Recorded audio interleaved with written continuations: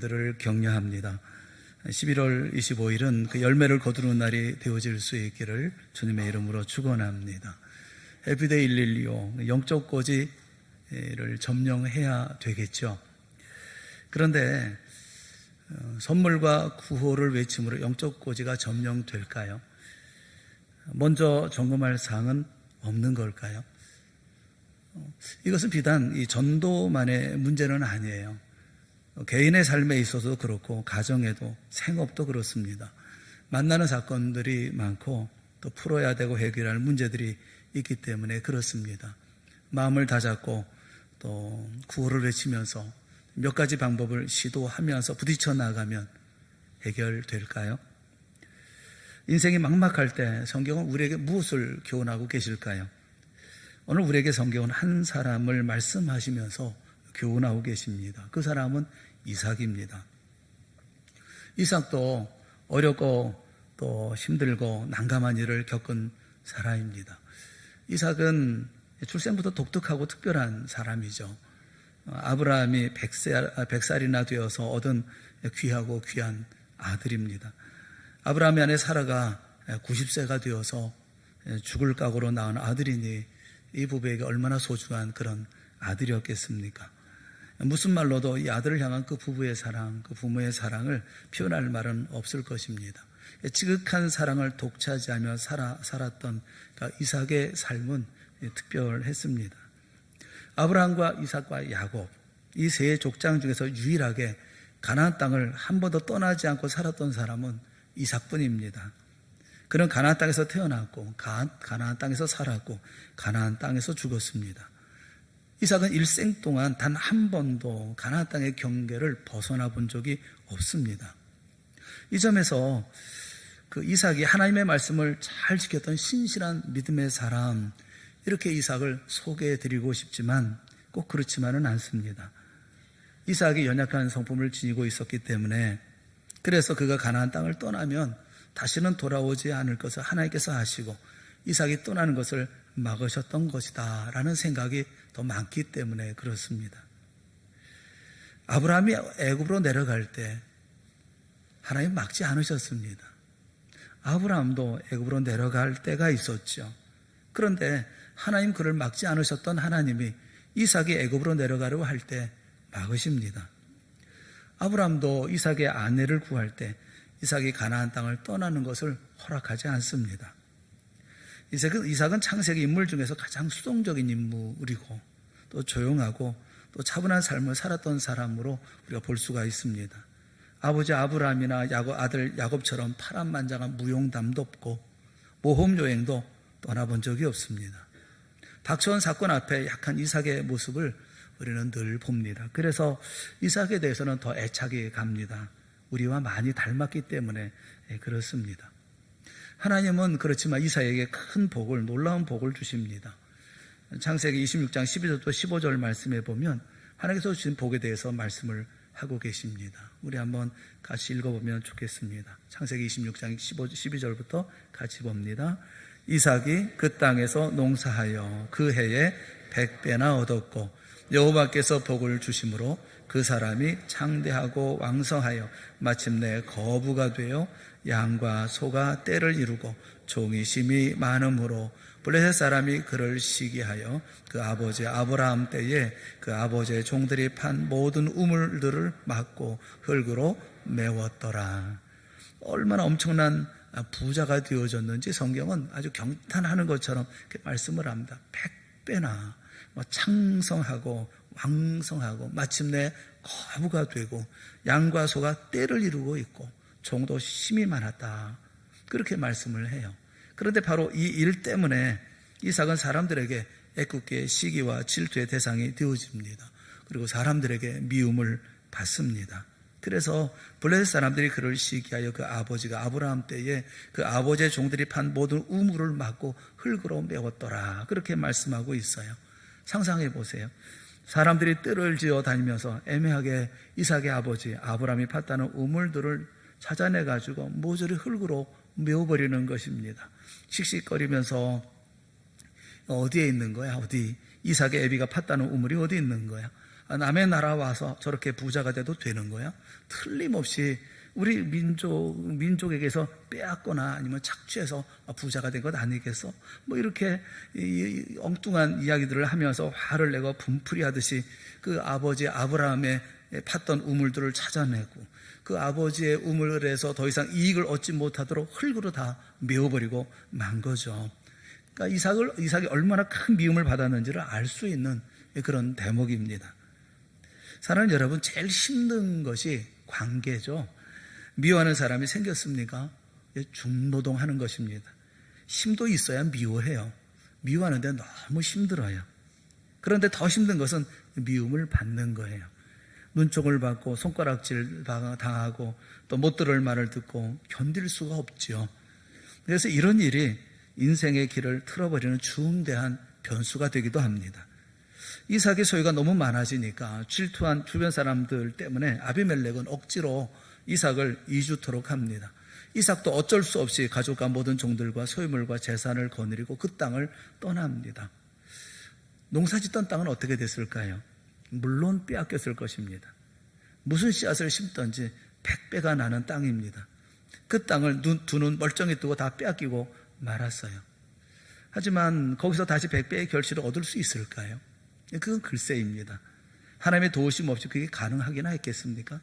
어쨌든 이삭은 그랄을 떠납니다. 그런데 완전히 떠나지를 못합니다. 그날 땅을 떠나지 못하고 그리 멀지 않은 곳 그랄 골짜기에 이르러서 거기에 정착을 합니다. 정착하는 것은 문제가 없는데 문제는 도착하자마자 부닥치게 된 긴급하고 아주 절실한 문제, 반드시 해결해야 할 문제, 그것은 바로 물을 확보해야 한다는 것입니다. 물은 이들의 생존에 절대적으로 필요한 요소였을 뿐만 아니라 온 가족과 그리고 식솔들이 살아가는데 꼭 필요한 것이었습니다. 이삭이 부닥친 문제는 단순히 자신을 위해서 장막을 옮기거나 아니면 잘 살 수 있는 곳으로 이렇게 장소를 찾아가는 것이 아니었습니다. 이삭은 삶에 절대적으로 필요한 것, 없어서는 안 되는 것, 그것이 없으면 삶 자체가 유지되지 않는 그 문제를 해결해야만 했었습니다. 이제 우리는 이삭에게 주목해야 합니다. 억울한 심정입니다. 도대체 왜 미움을 받아야 하는지, 또 왜 내가 쫓겨나야 했었는지 답답합니다. 평안한 장소에서 척박한 자리로 이제 자리를 옮겼습니다. 그 그랄 골짜기에 옮겼지만 거기에 물은 없습니다. 그때 이삭이 뭘 했을까요? 이것이 관심이에요. 이삭은 두 가지를 합니다. 두 가지를 하는데 첫 번째 일은 아브라함의 우물, 아버지의 우물로 갑니다. 이삭이 물이라고 하는 특별한 필요에 직면했을 때 이삭이 무엇을 했느냐 하는 것을 살펴보는 것보다 먼저 우리가 살펴보는 것은 무엇을 하지 않았는가 하는 것을 살펴보는 것이 이 사건을 우리 이해하는 데 쉬울 것 같습니다. 그는 쫓겨났어요. 억지로 이주를 당했습니다. 빨리 물을 찾지 못하면 다 목숨을 잃을 판입니다. 모두가 다 전멸당할 그런 판입니다. 그런데 이삭은 회의하지 않습니다. 그것 때문에 모여서 머리를 짜내고 궁리를 하지 않습니다. 또 여러 사람들의 의견을 청취하지 않습니다. 물이 어디에 있는지 탐문할 사람을 보내지 않습니다. 수맥만 찾는 사람들을 보내지도 않습니다. 새로운 수원을 찾아낼 전문가를 보내지도 않습니다. 그리고 이삭이 했던 일은 무엇일까요? 18절에 말씀하고 있어요. 그 아비 아브라함 때에 팠던 우물을 다시 팠으니 라고 말씀하고 있어요. 다시 그 우물로 갔다는 거예요. 교회가 어려워지면 다 모여서 걱정합니다. 다들 모여서 이것저것 모여서 궁리하고 토론하고 회의를 합니다. 머리를 맞대고 원인을 찾아냅니다. 그리고 그 원인을 해결하기 위해서 전문가를 투입해서 해결할 방법을 찾습니다. 그런데 이삭은 그런 종류의 시도를 전혀 하지 않았다는 것입니다. 대신 아버지 아브라함이 팠던 우물을 다시 팝니다. 왜 그랬을까요? 아버지야말로 우물을 파는 일에 전문가였기 때문에 그렇습니다. 이삭은 생각합니다. 아버지도 전에 여기 사실 때 우물을 파셨지. 아버지가 우물을 팠던 곳에 가면 틀림없이 물이 있을 거야. 이것이 오늘 우리에게 주시는 메시지입니다. 사랑하는 여러분, 어떻게 영적 고지를 점령할까요? 어떻게 내 문제를 해결할 수 있을까요? 오늘 이 문제는 나만 겪는 문제가 아닙니다. 그리고 이런저런 불확실한 시도를 해볼 만큼 우리 인생은 그렇게 여유롭지도 않습니다. 신속하게 물을 찾아야 합니다. 그렇지 않으면 모두가 다 낭패를 당할 것입니다. 이런 난관의 한복판에서 이런 저도를 시도해 보겠다는 것은 어리석은 사람입니다. 이 일해보다 안 되면 저 일하고, 저 일하다가 안 되면 또 다른 일을 하고, 이렇게 할 수는 없습니다. 가장 확실하고 분명한 길, 실패하지 않을 길을 찾아야 합니다. 그러려면 전에 물을 얻었던 곳을 찾아가는 것이 가장 확실한 것입니다. 어느 분이 그런 얘기를 해요. 우리 교회는 전도 세미나 안 해본 게 없습니다. 다 해보았습니다. 우리나라에서 전도 세미나라는 세미나는 다 해보았습니다. 그렇게 말씀하세요. 전도 방법이 문제입니까? 그렇지 않습니다. 이 우물이냐 저 우물이냐 여기냐 저기냐 그 문제가 아닙니다. 문제는 물이 나오는 우물이어야 한다는 것입니다. 다 해보았습니다. 그런데 생각만큼 아니었습니까? 결과가 그렇게 기대한 것만큼 나타나지 않았습니까? 그럼 왜 안 되었다고 생각합니까? 방법에 문제가 있는 것입니까? 잘못된 것을 판 것입니까? 여기입니까? 저기입니까? 우물을 파는 장소가 중요한 게 아니라 물을 받을 수 있는, 또 물이 날 수 있는 그런 우물이어야 한다는 것입니다. 만약 우리가 봤던 그곳에 물이 났다고 한다면 끝내 큰 결실을 맺게 되었을 것입니다. 아브라함에게도 물을 찾는 문제가 있었고 이삭에게도 정확하게 같은 문제가 있었습니다. 오늘도 마찬가지입니다. 우리 자신은 지나친 자부심과 교만함으로 새로운 것만 찾으려고 하는 어리석은 사람들과 같습니다. 방법이 문제가 아닙니다. 방법을 이룰 수 있는 근간이 있어야 되고 물이 나와야 되는 우물이 중요한 것입니다. 그 우물을 찾으셨습니까? 창세기 26장 18절에 이렇게 말씀하고 있어요. 그 아버지 아브라함 때에 봤던 우물들을 다시 팠으니. 근데 이 말씀을 원문으로 보면 첫 번째 단어가 바야샤브라는 말이 나옵니다. 바야샤브, 이차크라는 말은 이삭이라는 말이에요. 이삭이 바야샤브라는 말은 바라는 말은 그리고라는 말이고 수부라는 말, 베라는 말, 수부라는 말 합쳐져서 바야샤브라는 말이 되어졌어요. 그리고 수부라는 말이 뭐냐면 돌아봤다는 거예요. 뒤돌아보았다, 돌아섰다라고 얘기하고 있는 거예요. 그러니까 이 말씀은 그 아버지 아브라함 때에 봤던 우물들을 다시 팠다는 얘기는 이삭이 돌아보았다는 것입니다. 뒤돌아보고 돌아섰고, 그리고 우물에 물을 팠는데 바로 아버지 아브라함이 봤던 그 우물들을 봤다라고 얘기하고 있는 거예요. 사랑하는 여러분, 어려움에 직면했습니까? 어떻게 해야 될지 모르겠습니까? 도무지 풀 수 없는 문제에 부딪혔습니까? 그렇다면 돌아보세요. 어디서부터 문제가 있었는지, 정말 물은 어디서 나오는지를 돌아보세요. 믿음의 선배들에게 배우세요. 그분들의 고뇌와 그분들의 기도와 그분들의 해결과 그분들의 간격을 배우세요. 성경으로 돌아가십시오. 진리로 돌아가십시오. 세상이나 자신의 방법이 아닌 본질로 돌아가십시오. 뒤돌아보면, 그리고 문제를 풀어가는 우리 모두 뒤돌아보면서 그 문제를 풀어가는 우리 모두가 되어질 수 있기를 주님의 이름으로 축원합니다. 아버지 아브라함의 우물을 이삭은 찾아갑니다. 그것이 우리에게 첫 번째예요. 물이 나는 곳에 가는 것이 중요한 거예요. 방법이 아니라 여기가 저기, 여기 저기의 문제가 아니라 물이 나는 곳이 중요한 거예요. 어디에 물이 나는가? 또 한 가지, 두 번째는 심각한 문제를 우리가 살펴봐야 합니다. 이제 본질적으로 우리가 이제 우물을 찾고 우물을 찾은 후에 우리가 그 다음에 어떻게 해야 될 것인가 하는 것을 생각해 봐야 합니다. 두 번째가 뭐냐면 우물을 메워놓은 쓰레기를 치우라는 것입니다. 이삭은 아버지 아브라함의 우물을 찾습니다. 거기 가면 틀림없이 물이 있을 거야 하고 그 우물을 찾아갑니다. 그런데 찾아가서 보니까 우물을 사용할 수가 없습니다. 왜냐하면 블레셋 사람들이 우물을 막아버렸기 때문에 그렇습니다. 창세기 26장 15절에 보면 그 아버지 아브라함 때에 그 아버지의 종들이 판 모든 우물을 막고 흙으로 메웠더라, 그렇게 말씀하고 있어요. 아버지의 우물을 찾았습니다. 물을 얻을 수도 있고 사용할 수 있을 줄 알고 찾아갔는데 사용할 수가 없습니다. 블레셋 사람들이 흙과 쓰레기와 잡동사니로 우물을 메워버렸기 때문에 그렇습니다. 이 모든 문제의 원인은 블레셋 사람들의 소행에 있어요. 구호를 외치고 부흥을 위해 기도하고 선물을 나누기 전에 먼저 할 일이 있습니다. 내 인생의 문제, 가정의 문제, 자녀의 문제, 사업의 문제를 놓고 원인을 찾는다고 법석을 떨고 전략을 의논하고 계획하고 투자하기 전에 먼저 할 일이 있어요. 그것은 블레셋 사람의 소행부터 깨끗이 처리하는 것입니다. 이삭이 했던 것이 바로 그것입니다. 이삭은 아버지 아브라함의 우물을 덮고 있었던 쓰레기와 잡동사니와 그 흙을 치워버립니다. 사랑하는 여러분, 해피데이 전도도 우리의 모든 문제도 블레셋이 메워버렸던 쓰레기들을 걷어내는 일이 선행되어줘야 합니다. 그래야 모든 일을 능력 있게 힘 있게 해결할 수가 있습니다. 모든 부흥에는 바로 이 생명을 위한 작업이 선행되어줘야 합니다. 오늘 우리가 치워야 할 원수들이 쌓아놓은 쓰레기와 잡동사니들은 어떤 것일까요? 저는 두 가지를 여러분에게 꼭 부탁을 드리고 싶어요. 하나는 하나님에 대한 불신앙입니다. 사랑하는 여러분, 모든 문제의 출발점은 초월적이며 살아계신 주권자 하나님, 전능하신 하나님에서부터 시작되어줘야 합니다. 해피데이 전도도 내 인생의 문제도, 내 가정의 문제, 자녀의 문제, 생업의 문제, 건강의 문제, 우리 삶 속에서 맞닥뜨리는 모든 문제는 전능하신 하나님이 기초여야 합니다. 사도 바울이 디모데에게 편지를 보냅니다. 디모데는 굉장히 불안하고 근심에 쌓여 있었습니다. 그도 그럴 수밖에 없는 것이 그 교회 안에 이단 세력들이 있었기 때문에 그래요.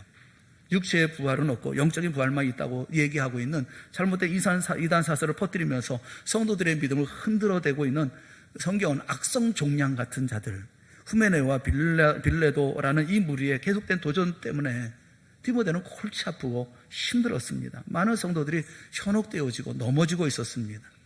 바울은 나이가 들어 죽음을 눈앞에 두고 있었고, 디모데는 겁을 먹고 불안해하고 있었습니다. 그런 디모데에게 바울은 편지를 보냅니다. 편지를 보내면서 나는 진리를 부인하며 망령되고 헛된 말을 하며 교회와 너를 괴롭히는 자들에 대해서 알고 있다라고 말합니다. 그러면서 디모데에게 충고합니다. 뭐라고 충고하느냐 하면 너는 자신을 하나님 앞에 드리기만을 힘쓰라 라고 충고합니다. 신경 쓰지 말고, 그것 때문에 흔들리지 말고 너 자신을 하나님 앞에 드리는 일에 힘을 쓰라 라고 충고합니다. 그리고 사도 바울이 연이어하는 말에 우리 주목해야 합니다. 디모데후서 2장 19절에 있는 말씀이에요. 우리 다 같이 보겠습니다. 시작.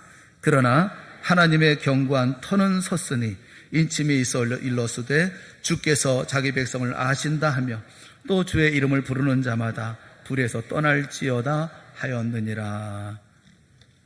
모든 것의 토대는 초월적이고 살아계신 주권자 하나님, 온 교회와 각 개인의 삶 속에 개입하시고 역사하시고 간섭하시는 전능하신 하나님이라는 것입니다. 하나님의 견고한 터는 이미 서 있다는 거예요. 모든 토대는 그 위에 세워지는 모든 것들이 있지만 그 토대는 바로 하나님이라는 겁니다. 하나님의 견고한 터는 섰으니 걱정하지 말고 두려워하지 말고 불안해하지 말라는 것입니다. 해피데이의 견고한 터는 하나님이십니다. 사랑하는 여러분, 구원받은 하나님의 백성의 모든 문제는 그 터는 하나님이십니다.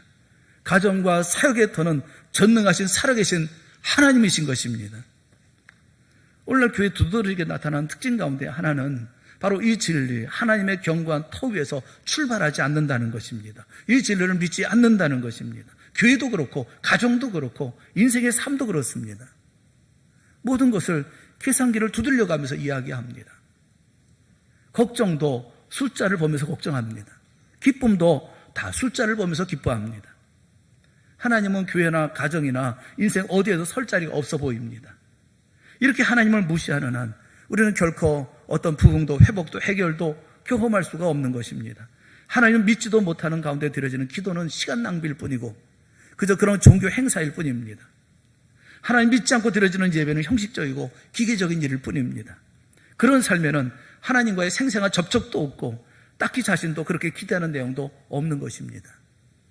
여러분은 하나님을 어떤 분으로 믿고 계십니까? 초월적이고 영원하신 온 세상의 주권자이신 하나님, 지금도 여전히 행동하시는 하나님을 믿고 계십니까? 주님은 내 아버지께서 이제까지 일하시니 나도 일한다라고 말씀하고 계십니다. 우리와 함께 하시는 주님, 행동하시며 개입하시는 분, 자기 백성을 찾아오시는 분이신 하나님, 살아계신 주권자 하나님에 대해서 분명하고 정확하게 알지 못하면서 무엇을 기대할 수가 있겠어요? 블레셋 사람들이 우물에 쓰레기와 잡동 사이로 덮어버리는 소행은 하나님을 각종 쓰레기와 잡동 사이로 덮어버려서 더 이상 하나님을 보지도 만나지도 못하게 만들어버린 것과 다르지 않아요. 우리가 하는 모든 일들, 그 일의 근원은, 그 터는 하나님입니다. 해피데이 전도, 이 일을 시작하시고 주관하시고 이루실 분은 누구십니까?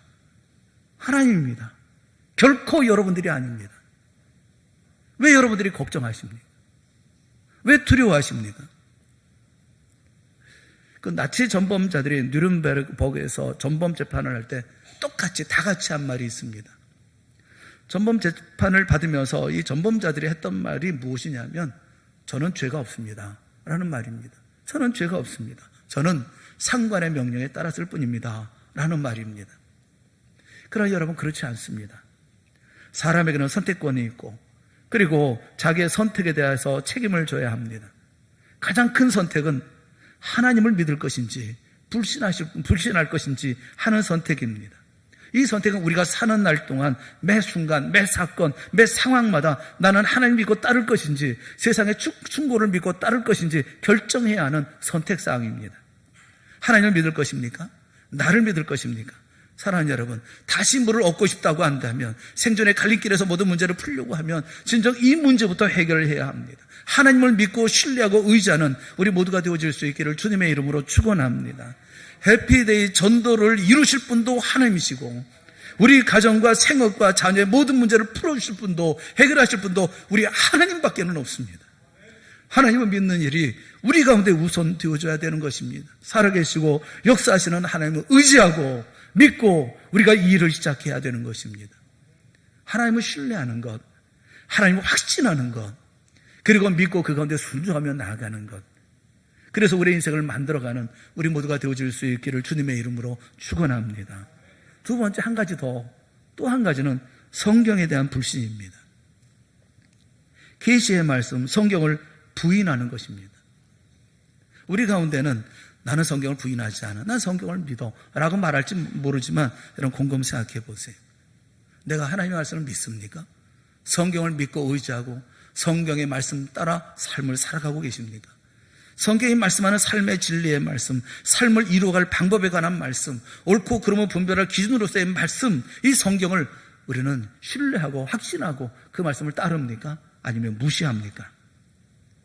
하나님을 무시하는 사람이 계시를 무시하는 것은 매우 당연한 일입니다. 성경에 기록된 하나님의 말씀을 의심합니다. 시대적으로 뒤떨어졌다느니, 오늘날에는 맞지 않는다느니 성경 속의 삶을 시대에 뒤처진 옛 삶으로 치부합니다. 이들이 추구하는 것은 무엇입니까? 자신의 계획이요, 자신의 생각, 자신의 추론입니다. 자신들의 지각과 성찰로 정답을 찾아 나가려고 합니다. 사랑하는 여러분, 여러분은 여러분의 인생의 성경을 내비게이션으로 삼고 계십니까? 오병이어의 기적에 관해서 정말 여러 번 말씀을 드렸습니다. 이제껏 그런데도 불구하고 우리의 삶 속에 이 오병이어의 흔적이 보여지지를 않는 것 같습니다. 오병이어의 기적이 왜 중요하냐면, 이제껏 예수님은 혼자 기적을 행하셨는데 이 오병이어의 기적에 제자들이 함께 기적에 동참했기 때문에 이 사건은 굉장히 중요한 사건입니다. 우리 모두도 다 예수님의 이 기적의 현장에 매일매일 참여하는 주님의 제자가 되어질 수 있기를 축원합니다. 오병이어의 기적을 보면서 우리가 생각해야 될 것이 뭐냐면, 이 기적은 한 번의 기적만 있었던 것이 아니라는 점입니다. 첫 번째 기적은 예수님이 제자들에게 나눠주실 때였습니다. 오병이어 다 합쳐봐야 개수로 7개밖에 되지 않습니다. 제자는 12명입니다. 어떻게 나눠주셨을까요? 예수님이 제자들에게 나눠주실 때 기적이 있었습니다. 제 생각에 아마도 제자들 모두가 다 오병이어를 가지고 나가지 않았을까 하는 생각이 들어요. 예수께서 제자들에게 나눠줄 때 거기 기적이 있습니다. 두 번째 기적은 제자들이 거기 앉아있는 모든 사람들에게, 장정만 5,000명이나 되는 사람들에게 나눠줄 때 기적은 나타납니다. 나누어주고 빈 바구니겠지 들여다보면 또 있고, 또 나누어주고 바구니를 들여다보면 또 있고, 이런 일들이 수없이 반복이 되어집니다. 이것이 두 번째 기적일 것입니다. 세 번째 기적은 먹고 남은 것을 거두는 것입니다. 다 거두고 보니까 12바구니가 거쳐집니다. 왜 12광줄입니까? 제자의 수가 12이기 때문에 그렇습니다. 얻는 교훈이 뭡니까? 예수님의 긍휼하신 사랑에 대한 교훈을 얻습니다. 그리고 이 오병이어의 기적을 보면서 얻는 삶의 교훈이 있습니다. 우리가 꼭 배워야 할 교훈이 있습니다. 그것은 아무리 나누고 베풀어도 줄어들지 않는다는 것입니다. 그리고 또 하나, 아무리 끌어모아도 더 늘어나지 않는다는 교훈입니다. 12바구니 이상 늘어나지 않습니다. 12바구니에서 다 나눠주고 12바구니에 다 모읍니다. 우리 교회에서 끊임없이 나누고 베푸는 어느 집사님께서 같이 이야기를 나누면서 정말 그렇습니다 라고 믿음의 고백을 합니다. 제 고백도 다르지 않습니다. 그렇다면 우리 모두는 하나님의 말씀을 배우고 그리고 나누고 베푸는 삶을 우리 모두가 다 살아야 되지 않습니까? 우리는 성경에서 배우지 않습니다. 삶을 배우지 않습니다. 인생을 배우지 않습니다. 삶의 방식을 배우지 않습니다. 성경은 그냥 성경일 뿐이고 내 삶은 성경과는 상관없는 내가 고민해야 할 내 삶일 뿐인 것입니다. 사랑하는 여러분, 누군가 여러분들을 보면서 저 사람은 꼭 성경대로 사는 사람이야 라는 말을 다 듣는 여러분 모두가 되어질 수 있기를 주님의 이름으로 축원합니다. 사랑하는 여러분, 과거의 부흥의 역사를 보면 부흥의 때에 남녀노소를 막론하고 성경을 하나님의 말씀으로 믿었고 그때의 부흥이 찾아왔음을 발견할 수가 있습니다. 당시 성도들은 성경을 문자 그대로 믿었고 하나님 주신 계시로 여겼습니다. 하나님에 대한 진리이자 인간과 그분에 대한 진리, 그와 관련된 모든 것에 대한 진리로 여겼습니다. 그들은 성경 말씀에 복종했고 옳고 그름을 판단할 때 절대 성경 위에 군림하지 않았습니다.